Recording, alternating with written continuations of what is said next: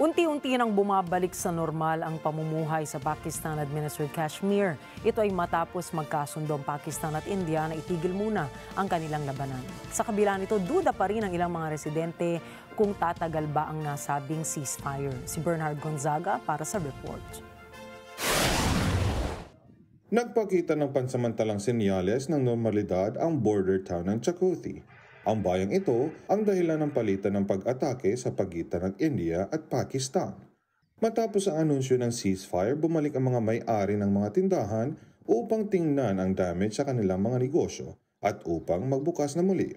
Subalit marami sa mga residente na lumikas palayo sa karahasan ang ayaw pa ring bumalik. कारोबार तो हम जरूर शुरू करेंगे लेकिन इसको फिर दोबारा सेटल करते हुए हमें कई दिन लग जाएंगे क्योंकि जो हमारे लोग यहाँ से मुंतकिल हो चुके हैं दूसरे इलाकों में उनको आते हुए कुछ देर भी लगेगी और फिर दूसरी बात यह है कि जब तक कोई बाकायदा सीज फायर के मायदे पर बाकायदा दस्तखत होकर कुछ इसका लाएमल नहीं तय होता उस वक्त तक मेरा ख्याल लोग वापस नहीं आएंगे.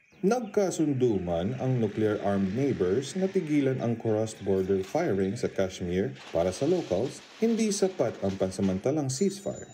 ये आलमी दुनिया से अपील करूंगा कि अगर वाकई आप अमन चाहते हो आप दोनों मुल्कों को जो कि एटमी मुल्क हैं उनके दरमियान जंगबंदी चाहते हो तो फिर कश्मीर का मसला फौरी हल करना होगा.